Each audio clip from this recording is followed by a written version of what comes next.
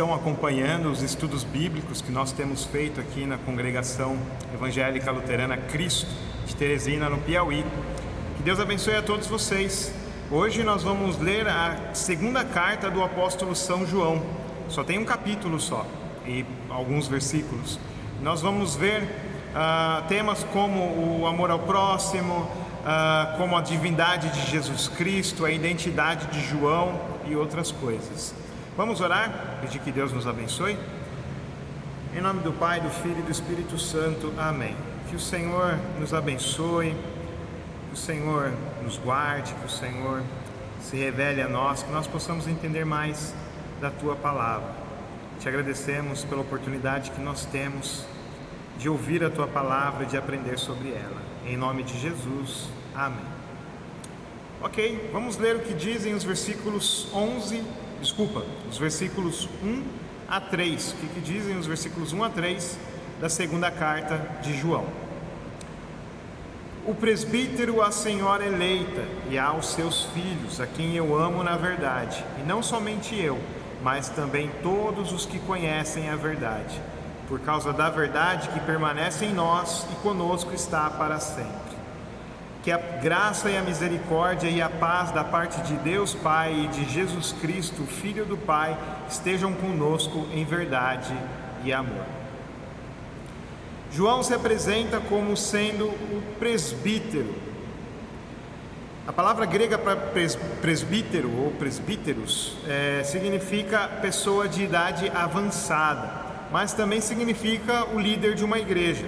É nesse sentido de liderança que João se apresenta como presbítero nessa carta, o que indica que ele está se dirigindo a uma igreja e não uma pessoa. João, então, ele invoca a sua autoridade como líder dessa comunidade para quem ele está dirigindo a sua carta. Tem vários problemas para tratar, então ele já fala: eu sou o presbítero, eu sou, que depois foi traduzido como bispo, pastor, essas coisas, né? Foram tendo outros nomes, mas em grego é presbíteros. Então ele se apresenta como o presbítero daquela igreja. Muito se discute quem é essa senhora eleita, quem João está endereçando a carta. Alguns dizem que se trata de uma mulher conhecida de João. Então João a instrui em relação à vida cristã. Mas a teoria mais aceita é que a senhora eleita é uma igreja, provavelmente onde hoje é a Síria, que era ponto de passagem dos missionários e cristãos que precisavam se deslocar e passavam por lá. Na época do Império Romano existia a Pax Romana, ou seja, os domínios sobre o Império Romano, eles estavam em paz, eles não estavam guerreando uns contra os outros. Então as pessoas podiam passar tranquilamente em suas viagens por qualquer região do Império Romano. E existiam muitos cristãos que iam para a Palestina, para o Egito, para a Jordânia, para vários lugares ali na região, e eles tinham que passar pela Síria, assim também como as pessoas daquela região que iam para a Grécia ou para Roma para resolver alguns problemas ou viagem, alguma coisa assim. Então eles passavam ali por aquela região da Síria. Então ele mais para frente vai até alertar em relação a receber em casa essas pessoas. João retoma o tema da sua primeira carta, falando da verdade e da divindade de Cristo. Ele insiste que devemos estar com a verdade, ou seja, a doutrina correta sobre Jesus, nosso Salvador. Não qualquer pensamento que se difunde por aí. Por isso ele insiste em dizer sobre Deus, Pai e Jesus Cristo, que também é Deus, seu Filho. Então João está reafirmando a Trindade, né? E a divindade de Cristo que estava sendo colocada à prova na época, né? Existiam seitas que diziam que Jesus Cristo não era Deus, que Jesus Cristo teria se tornado poderoso no batismo, mas depois, quando ele morreu como um ser humano, e quem ressuscitou foi um espírito. Tinha várias seitas, depois mais para frente também vieram outras seitas em relação à Trindade, muitos dizendo que Jesus é o Pai, Jesus é o Filho, Jesus é o Espírito Santo, que os três são a mesma pessoa, não três pessoas como nós acreditamos em um só Deus. Então, fica o alerta de João para que nós tomemos cuidado com essas pessoas que se dizem cristãs e propagam heresias e doutrinas erradas. Vamos ler então os versículos 4 a 6. O que dizem os versículos 4 a 6?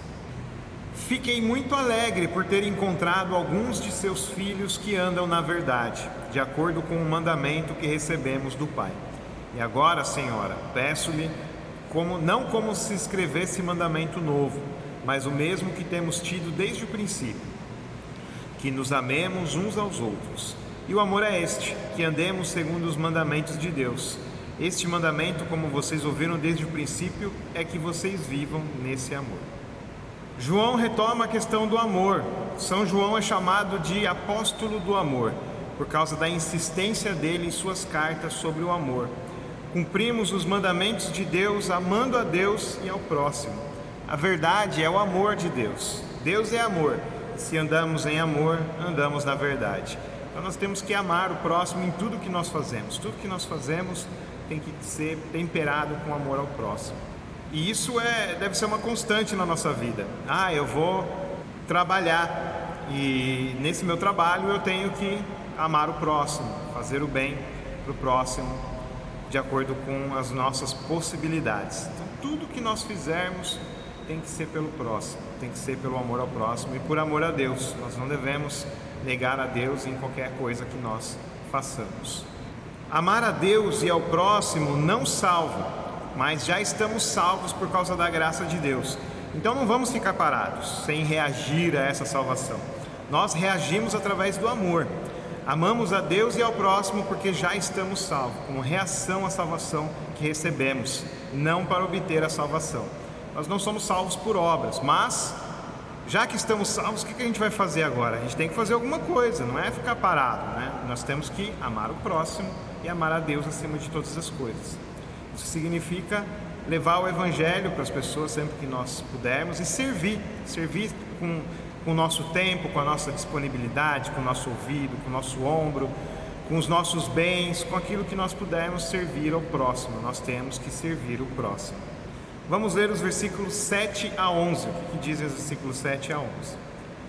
Porque muitos enganadores têm saído mundo afora, os quais não confessam que Jesus Cristo veio em carne. Este é o enganador e o anticristo. Tenham cuidado para que não percam aquilo que temos realizado com esforço, mas recebam plena recompensa. Todo aquele que vai além da doutrina de Cristo e nela não permanece, não tem Deus. O que permanece na doutrina, esse tem tanto o Pai como o Filho. Se alguém for até vocês e não levar esta doutrina, não o recebam em casa, nem lhe deem as boas-vindas, porque aquele que lhe dá boas-vindas se faz cúmplice das suas obras más. João retoma a questão do anticristo, ele volta a falar do anticristo. Hoje muito se pensa que o anticristo será uma pessoa que governará o mundo, mas isso não tem base bíblica. João nos mostra que o anticristo é um espírito que está presente em quem engana, em quem deturpa a pessoa e a palavra de Cristo. Quem tira qualquer um dos atributos de Cristo é anticristo. Então se a pessoa diz que Jesus não é Deus, que Jesus não realizou milagres por sua natureza divina, ou diz que Jesus é a mesma pessoa que o Pai e o Espírito Santo, essas blasfêmias contra Deus, elas são vindas do anticristo. Essas pessoas que falam isso são anticristo. Ou como diz Paulo, aquele que se assenta no trono de Deus, aquele que se diz líder da igreja, apóstolo, essas coisas, que se diz acima dos outros irmãos por sua posição, santo padre, apóstolo, essas coisas, eles estão ensinando a palavra do anticristo. Então nós temos que tomar muito cuidado com essas pessoas, mesmo que eles falem coisas boas que nós podemos aproveitar, mas o ofício deles é um ofício anticristão e nós temos que tomar cuidado com essas coisas. João é bem categórico de não receber em casa os falsos cristãos. A possível igreja que João está tratando por carta, como já foi dito, provavelmente ficava na região da Síria e era ponto de parada dos viajantes. Havia quem se dizia cristão só para receber hospedagem de graça. João fala que se eles não falarem conforme a doutrina de Cristo, eles são impostores, são falsos, são anticristos.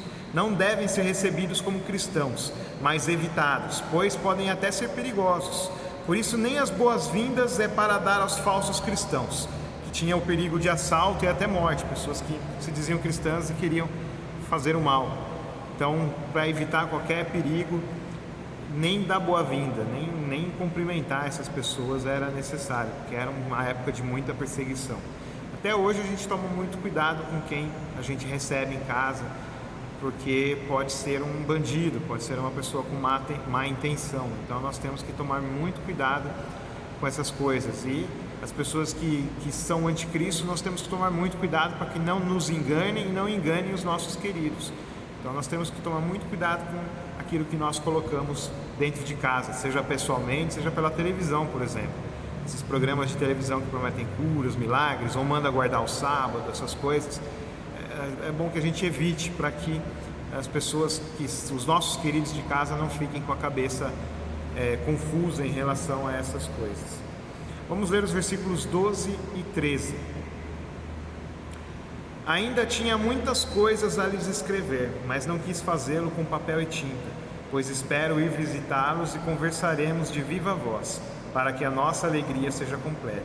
Os filhos da sua irmã eleita mandam saudações. João se despede em carta dizendo que quer vê-los pessoalmente e tratar das questões pendentes ainda. No final ele fala da irmã eleita, possivelmente falando de uma outra igreja que essa igreja conhecia. Então essas são evidências que mostram que João está falando com uma igreja e não com uma pessoa. E a irmã eleita provavelmente era alguma igreja que ela já conhecia, essa igreja que ele está falando já conhecia. Então é isso, que Deus abençoe vocês. Vamos orar, eu vou pedir oração por vocês, vou orar por vocês e vou pedir que Deus abençoe vocês. Senhor Deus, amado Pai, peço que o Senhor abençoe a cada um dos que estão assistindo, que eles sejam abençoados em seus caminhos, em seus objetivos, que o Senhor os abençoe e os guarde, os livre de todo mal. Peço que o Senhor abençoe essa semana, ou aqueles que estão assistindo depois também, que eles possam ter um dia agradável, possam ser felizes contigo. Em nome de Jesus que eu te peço e te agradeço. Amém. É isso aí, amém. Deus abençoe vocês todos. Vocês tenham uma ótima semana, ou você que está assistindo depois tenha um ótimo dia. Amém.